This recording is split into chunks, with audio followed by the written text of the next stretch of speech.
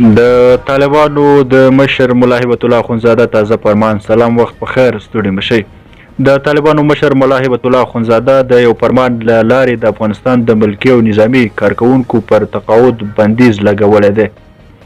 د ملا هیبت الله لوري مالیې وزارت ته استول شوي حکم کې راغلي چې د 1403 مالي کال د وري له میاشتې د ملکي او نظامي کارکوونکو له معاشونو د تقاعد وضع کېدل بند شوي.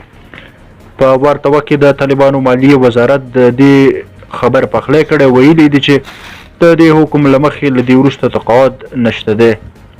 دا په داسې حال کې ده چې د طالبانو په واکمنېدو سره د افغان متقاعدینو د معاشونو ورکړې بهیر له خنډ او زن سره مخ شوی او ډېری متقاعدینو د دې ستونزې د حل غوښتنه کوله.